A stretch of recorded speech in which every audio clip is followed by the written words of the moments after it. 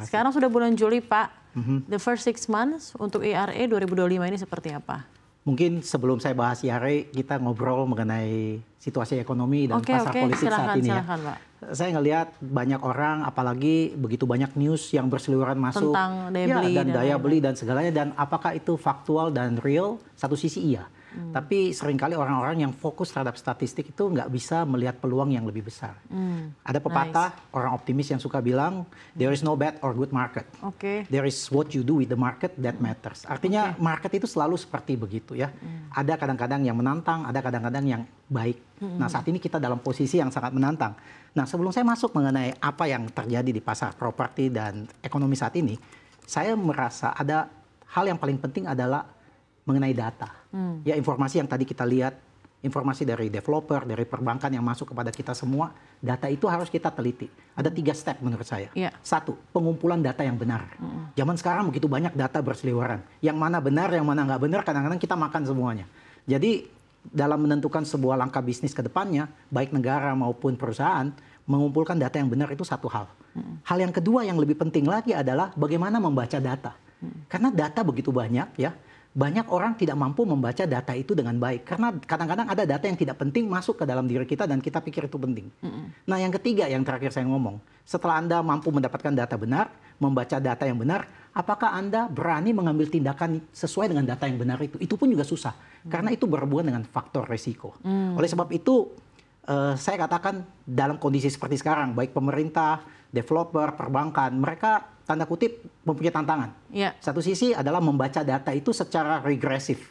Melihat data-data sebelumnya, kemudian mengambil tindakan saat ini. Itu dilakukan sangat konvensional. Namun kita nggak bisa hanya terjebak di situ. Kita harus membaca data secara progresif. What is the future trend? Dan dengan membaca future trend itu, baru kita mengambil langkah-langkah. Dan ini kita lihat pemerintah. Pemerintah berani sekali mengambil langkah-langkah yang dia tahu ini penting. Ambil contoh, makan siang gratis, bangun rumah 3 juta. Karena dia tahu hanya dengan 2 program besar ini, ekonomi itu bisa berputar. Karena saya tadi lihat angka-angka kita turun semua. Saya nggak surprise di Q1. Kenapa? Government spending benar-benar dijaga sama pemerintah. Direalokasi. Mungkin masih dalam bentuk wacana yang akan dikerjakan di semester kedua atau tahun depan. Jadi kalau 4,87% tahun Q pertama itu menurut saya oke. Yang pemerintah mungkin worried adalah bagaimana spending daripada masyarakat yang daya beli lemah ini. Kalau ini tidak dijaga baik-baik, ini sebenarnya porsi 55% dari APBN kita. Jadi saya lihat pemerintah bekerja keras, ekstra keras di semester kedua supaya rakyat itu mempunyai daya beli yang sedikit lebih kuat ya dalam sektor properti, punya kemampuan untuk mencicil KPR ya. Jadi banyak sekali nanti kita bicarakan sektor seperti developer, bankers, bagaimana kita bisa menjadi satu tim untuk membuat kita cepat keluar dari kondisi seperti saat ini. 6 bulan pertama ini untuk IRA seperti apa, Pak? 6 bulan pertama untuk IRA sangat menarik. Dan ini juga saya cek kepada perbankan dan developers. Ada 2 hal yang sangat menarik dari data yang saya punya 6 bulan ini. Tingkat sewa itu melejit tinggi, bergerak dari setelah 2023 ke sampai saat ini. Tingkat sewa? Tingkat sewa. Dulunya jual beli properti di kami itu 70%, sewa 30%. Dari 2023 semester kedua, bergerak sampai semester pertama 2025, sewa sudah mencapai 70%. Jadi jual beli malah jadi mencapai 30%. Nah, mestinya kalau Anda lihat komposisi seperti itu, penjualan kami mestinya turun. Tetapi tidak. Kenapa? Orang jadi baik investasi buat disewain. Itu satu. Yang kedua, walaupun jual beli saya turun menjadi 30%, ternyata jual beli yang terjadi di real market adalah segmen kelas atas. Segmen kelas atas ini jujur sampai saat ini belum terganggu. Mereka masih melakukan penjualan pembelian ya di sektor properti. 70% yang sewa itu terjadi karena orang-orang yang dulunya ingin mencicil properti dengan kondisi ekonomi yang seperti saat ini, daya beli lemah, mereka menunda. Akibatnya mereka sewa. Dan mereka menunda, mereka sewa, dan tingkat sewa makin lama makin tinggi. Jadi ada 2 sektor yang saya lihat akan terjadi dan sudah terjadi adalah akankah tingkat sewa ini akan terus naik nih? Orang-orang tidak mampu beli properti. Orang-orang butuh tapi nggak mampu beli, takut nyicil, nggak ada skema yang lain, dan bank juga sangat selektif saat ini untuk memberikan KPR kepada orang-orang dalam middle low. Mereka sangat selektif sehingga semua kejebak nih, kekunci gini. Saya tadi bilang sama developer, mungkin untuk developer yang bermain di segmen kelas atas, mereka saat ini belum terganggu dan merasa, wow lumayan ya, market agak seperti begini, tapi kita masih tetap penjualannya bagus. Tapi saya percaya, segmen kelas atas ini nggak banyak. 1 semester, 2 semester mereka juga akan stop. Yang paling penting adalah kita punya middle class di sini. Kenapa saya bilang middle class? Karena masyarakat berpenghasilan rendah saat ini, pemerintah berusaha take care dengan memberikan banyak insentif kalau mereka beli properti. Ya. Tapi masyarakat yang tengah ini sebenarnya kurang insentif. Dan mereka sebenarnya orang-orang yang seperti profesional, orang-orang yang bekerja di perkotaan ini, yang mereka tidak bisa akses untuk masuk untuk pembelian properti. Sehingga mereka terjebak harus menyewa. Dan tingkat sewa, mahalnya transportasi, mahalnya produk-produk yang harus mereka beli, itu membuat saving mereka hampir nggak ada. Ya, disposable ya. So ketika nanti kita keluar dari tantangan krisis yang saat ini, mungkin mereka nggak punya uang lagi untuk starting, untuk menyicil. Dan pada saat itu, harga properti tidak akan turun. Harga properti tidak akan turun. Banyak orang nanya saya, Pak, dengan kondisi kayak begini, harga properti akan turun. Bagi saya, kalau Anda ngomong turun itu hanya di sektor secondary market. Karena itu ada orang punya kebutuhan, ada orang punya niat jual, ada yang mau beli. Tapi di sektor primary market, menurut saya, properti itu harganya nggak bisa turun. Properti hanya bisa turun karena 3 faktor. 1, harga tanah turun. Harga tanah itu harga terbatas. Tanah sepertinya juga tanah terbatas, nggak pernah diproduksi lagi. Jadi nggak mungkin bisa turun. Yang kedua, harga properti bisa turun kalau UMR turun. Saya rasa pemerintah nggak berani menurunkan UMR dengan kondisi seperti begini. Harga properti bisa turun kalau construction cost itu turun, semen, pasir turun. Kita melihat dengan rupiah kita saat ini di 16.300. Sangat sulit untuk bisa mengatakan bahwa construction cost itu akan turun.